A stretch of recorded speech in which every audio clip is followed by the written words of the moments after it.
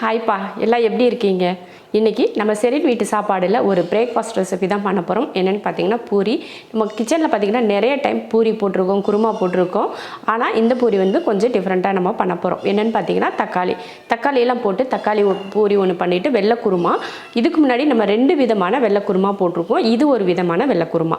அதுதான் இன்றைக்கி நம்ம கிச்சனில் பிரேக்ஃபாஸ்ட்டாக பண்ண போகிறோம். ஃபஸ்ட்டு நம்ம வந்து குருமா தாளித்து விட்டுறலாம். தாளித்து விட்டதுக்கப்புறமா அது விசில் வர்றதுக்குள்ளே நம்ம மாவெல்லாம் பிசைஞ்சு பூரிக்கு ரெடி பண்ணுறதுக்கு சரியாக இருக்கும். இப்போ நம்ம வந்து குக்கரில் தான் பண்ண போகிறோம். ஏன்னா சட்டுன்னு ஒரு 10 நிமிஷத்தில் நமக்கு செய்யக்கூடிய பிரேக்ஃபாஸ்ட் இது. ரொம்ப ரொம்ப ஈஸியாக இருக்கும். உங்களுக்கு வேலை வந்து ஈஸியாக முடிஞ்சிடும். அந்த மாதிரியான ஒரு பிரேக்ஃபாஸ்ட். முதல்ல தாளித்து விட்ருவோம். இப்போ ஸ்டவ் ஆன் பண்ணிடலாம். குக்கர் வச்சுட்டு எண்ணெய் காஞ்சதுமே 2 ஏலக்காய், 2 கிராம்பு, 2 துண்டு பட்டை, ஒரு பிரிஞ்சி இலை, கொஞ்சமாக சோம்பு, வெங்காயம், ஒரு பெரிய வெங்காயத்தை சின்னதாக வெட்டியிருக்கேன், அதை சேர்த்துக்கலாம். அடுத்து பச்சை மிளகாய், ஒரு 3 பச்சை மிளகாய் நான் சேர்த்துக்கிறேன். உங்களுக்கு காரத்தை பொறுத்து மிளகாய் நீங்கள் சேர்த்துக்கலாம். வெங்காயத்தை ஓரளவுக்கு வதக்கிக்கலாம். வெங்காயம் இந்த அளவுக்கு வதங்கினதுக்கப்புறமா இஞ்சி பூண்டு பேஸ்ட் வந்து ஒரு 1/4 ஸ்பூன் அளவுக்கு சேர்த்துக்கிட்டால் போதும்.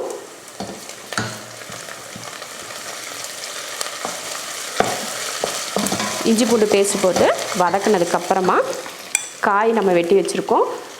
கேரட், பீன்ஸ், உருளைக்கிழங்கு 3 சேர்த்து ஒரு 200 கிராம் இருக்கும், அதை சேர்த்துக்கிறேன்.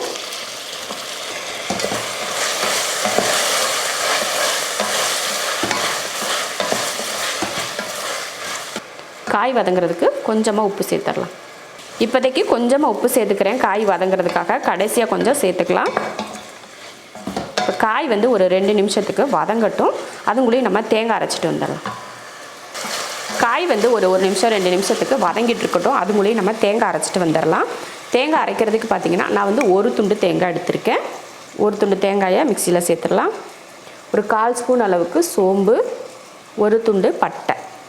நம்ம வந்து இஞ்சி பூண்டு பேஸ்ட் வந்து தாளிக்கிறப்போ போட்டோலே, அதனால் இது கூட சேர்க்க தேவையில்லை. தண்ணி ஊற்றி அரைச்சிக்கலாம். இப்போ தேங்காயை அரைச்சாச்சு. தேங்காய் ஊற்றுறதுக்கு முன்னாடி நம்ம ஒரு சின்ன தக்காளியாக ஒரு தக்காளி வந்து வெட்டி வச்சுருக்கேன், அதையும் நான் இதில் சேர்த்துக்கிறேன். தக்காளி சேர்த்துடலாம். சின்ன தக்காளியாக ஒரு தக்காளி சேர்த்துட்டு அதை லைட்டாக வதக்கி விட்டுருங்க. ரொம்ப எல்லாம் வதங்க தேவையில்லை. இந்த மாதிரி லைட்டாக அந்த முழுசாக இருக்கிற மாதிரி வதக்கிக்கிட்டால் போதும். அடுத்து தேங்காய் சேர்த்துருவோம். இப்போ தேங்காய் அரைச்சோம் இல்லையா, அதை இப்போ இதில் சேர்த்துக்கலாம். அடுத்து குருமாவுக்கு தேவையான தண்ணி. நம்ம வந்து இதில் வேறு மசாலா எதுவுமே நம்ம சேர்க்க தேவையில்லை. உங்களுக்கு இதில் தேவைன்னா கொஞ்சம் மஞ்சத்தூள் சேர்க்குறதுனா கூட நீங்கள் சேர்த்துக்கலாம். நான் வந்து மஞ்சத்தூள் வந்து இதில் சேர்த்துக்கல. தேவையான உப்பு, முன்னாடியே காய் வதக்கிறதுக்கு கொஞ்சம் உப்பு போட்டிருக்கோம் இல்லையா, இப்போ கொஞ்சம் உப்பு சேர்த்துருக்கேன். அவ்வளோதான். இதில் சேர்க்க வேண்டிய எல்லாமே நம்ம சேர்த்தாச்சு. இப்போ குக்கர் மூடி போட்டுடலாம். இப்போ குக்கர் மூடிடலாம். ஒரு 3 விசில் விட்டு ஆஃப் பண்ணிக்கலாம். அதுக்குள்ளேயும் இந்த விசில் வர்றதுக்குள்ளே நம்ம என்ன பண்ண போகிறோம்னா மாவு பிசைஞ்சு எடுத்துக்கலாம். அப்போ வந்து இது விசில் வர்றதுக்கு மாவு பிசைஞ்சு நம்ம பூரிக்கு ரெடி பண்ணுறதுக்குள்ள டைம் வந்து நமக்கு கரெக்டாக இருக்கும். இப்போ மாவு பிசைஞ்சிடலாம். இப்போ பார்த்தீங்கன்னா நான் வந்து 200 கிராம் கோதுமை மாவு எடுத்திருக்கேன். அதை ஒரு மிக்சிங் பவுலில் போட்டுக்கலாம். இதை ஓரமாக வச்சுட்டு நம்ம ஃபஸ்ட்டு இதுக்கு தக்காளியை அரைச்சி எடுத்துடலாம். 2 தக்காளியை அரைச்சி எடுத்துடலாம். 2 தக்காளி போட்டதுக்கப்புறமா கொஞ்சம் சீரகம், 1/4 ஸ்பூனுக்கும் கம்மியாக சீரகம் சேர்த்துக்கலாம். ஒரு 1/2 ஸ்பூன் அளவுக்கு மிளகாத்தூள். இப்போ இதை வந்து அரைச்சி எடுத்துகிட்டு வந்துடலாம். இப்போ 3 விசில் வந்துருச்சு. அடுப்பை ஆஃப் பண்ணிக்கலாம். நம்ம பாருங்கள் மாவெல்லாம் ரெடி பண்ணுறதுக்குள்ளே விசிலும் வந்துருச்சு. பார்த்திங்களா, அவ்வளோ சீக்கிரமாக ரெடி ஆயிடும். அடுத்து இப்போ தக்காளி அரைச்சாச்சு. அதை வந்து மாவில் நம்ம சேர்த்துடலாம். மாவில் சேர்க்குறதுக்கு முன்னாடி தேவையான உப்பு சேர்த்துட்டு கலந்து விட்டுறலாம். கலந்ததுக்கப்புறம் இப்போ நம்ம அரைச்சோம் இல்லையா தக்காளி, அதே இதில் சேர்த்துடலாம். நம்ம தண்ணியெல்லாம் இதில் சேர்க்க தேவையில்லை. இந்த தக்காளியை மட்டுமே வச்சு நம்ம பிசைஞ்சு எடுத்துடலாம்.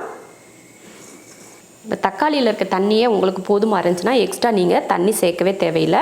அதே போல் பத்தலைனா மட்டும் லைட்டாக தண்ணி தெளிச்சுக்கோங்க. அளவுக்கு அதிகமாக தெளிச்சிடக்கூடாது. ஏன்னா அதுவே கொஞ்சம் ஈரப்பதமாக தான் இருக்கும் இல்லையா நம்ம தக்காளி போட்டு பிசைஞ்சது. அதனால அளவுக்கு அதிகமாக தண்ணி சேர்த்துடக்கூடாது.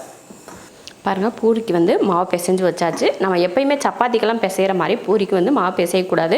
கொஞ்சம் டைட்டாக இருக்கிற மாதிரி மாவு பிசையணும். அப்போ தான் எண்ணெய் குடிக்காது. இந்த பூரிக்கு வந்து நீங்கள் இது மைதா மாவில் கூட இதே மெத்தடில் நீங்கள் பூரி செய்யலாம், ரொம்ப நல்லாயிருக்கும். அதே போல் ராகி மாவு இருக்குது பார்த்திங்களா, ராகி மாவில் கூட இந்த மாதிரி நீங்கள் பண்ணலாம். முக்கியமானது என்னென்னா நம்ம தண்ணி ஊற்றுறது மட்டும் பார்த்துட்டு ஊற்றிக்கணும். இந்த தக்காளியெல்லாம் நம்ம அரைச்சி ஊற்றிருக்கனால தண்ணியை மட்டும் நீங்கள் ஊற்றக்கூடாது. தண்ணி ஊற்றாமல் தக்காளி அரைச்சி ஊற்றி பிசைஞ்சிட்டு பத்தலைனா மட்டும் லைட்டாக தெளிச்சிட்டு நீங்கள் வந்து பூரிக்கு பிசைஞ்சு எடுத்துக்கணும்.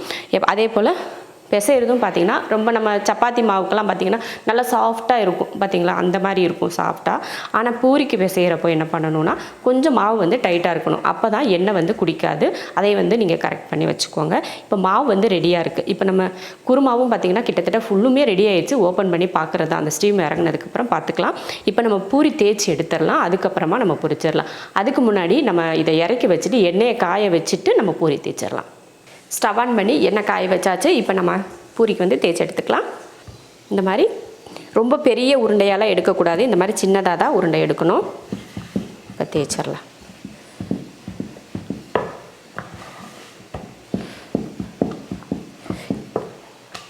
ஒரு 4-5 பூரி போட்டு வச்சுட்டு அதுக்கப்புறமா நீங்கள் எண்ணெயில் பொரிச்சு எடுத்துக்கணும். அப்போ தான் உங்களுக்கு வந்து பூரி போடுறதுக்கு ஈஸியாக இருக்கும். இல்லைன்னா எண்ணெய் வந்து சட்டுன்னு ஒரு செகண்டில் காஞ்சு வந்துட்டுருக்கும். நீங்கள் அவசரத்தில் போடுறப்போ எண்ணெய் கையில் பட்டுரும். அதனால் பொறுமையாக ஒரு 4-5 தேய்ச்சி வச்சுட்டு அதுக்கப்புறமா பொரிச்சு எடுத்துக்கோங்க.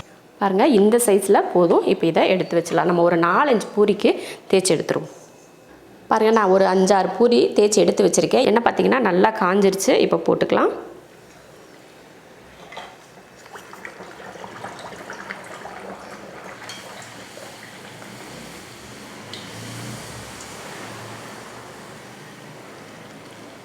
நல்லா இந்த மாதிரி கரண்டியை வச்சு அமுத்தி விட்டிங்கன்னா நல்லா எலும்பி வரும். நல்லா மணமாக இருக்கும். சீரகம்லாம் போட்டிருக்கோம் பார்த்திங்களா, அதனால சூப்பராக மணமாக இருக்கும் இந்த பூரி. நம்ம எப்பயுமே ஒரே மாதிரி தான் பூரி செஞ்சு சாப்பிடுவோம். இந்த மாதிரி கொஞ்சம் டிஃப்ரெண்ட்டாக தக்காளியெல்லாம் போட்டு கொஞ்சம் காரத்தோட பூரி சாப்பிட்டோம்னா ரொம்ப நல்லாயிருக்கும். இப்போ இதை எடுத்துடலாம். இதே போல் மீதி இருக்கிற எல்லாத்தையும் போட்டு எடுத்துக்கலாம். குருமாவில் ஸ்டீமெல்லாம் இறங்கிருச்சு. இப்போ ஓப்பன் பண்ணி பார்க்கலாம். சூப்பராக ரெடி ஆகிடுச்சு பாருங்கள். கொஞ்சம் வந்து நம்ம தக்காளி போட்டதுனால கலர் வந்து இப்படி தான் இருக்கும்.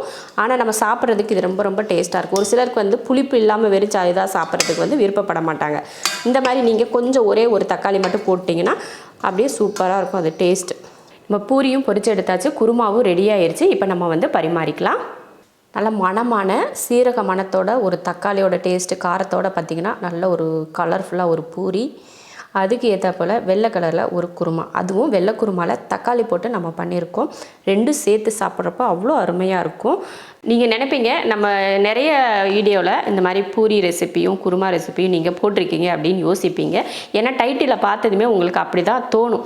என்னடா அக்கா எப்போ பாரு பூரி போடுறாங்க குருமா போடுறாங்க அப்படின்னு சொல்லிட்டு நீங்கள் யோசிப்பீங்க. ஆனால் அது கிடையாது. நம்ம போட்டிருக்க ஒவ்வொரு பூரியும் சரி ஒவ்வொரு குருமாவும் சரி ஒவ்வொன்றும் ஒவ்வொரு விதத்தில் கொஞ்சம் டிஃப்ரெண்ட்டாக இருக்கும். அந்த மாதிரி இருக்கக்கூடிய பூரி குருமா தான் நம்ம கிச்சனில் நிறைய போட்டிருக்கோம். அதுவும் அதே போல் இதுவும் ஒரு டிஃப்ரெண்ட்டான ஒரு டேஸ்ட்டில் இருக்கும். இந்த மாதிரி ஒரு தக்காளி பூரியும் இந்த மாதிரி ஒரு வெள்ளை குருமாவும் நீங்களும் ட்ரை பண்ணி பாருங்கள். ரொம்ப ரொம்ப ருசியாக இருக்கும். அடிக்கடி நம்ம வீட்டில் இந்த மாதிரி காரசாரமாக கொஞ்சம் புளிப்பாக பூரி செஞ்சு கூட நல்லாயிருக்கும் அப்படின்னு கேட்பாங்க. அந்த மாதிரி கொஞ்சம் வித்தியாசமான பூரியும் கூட.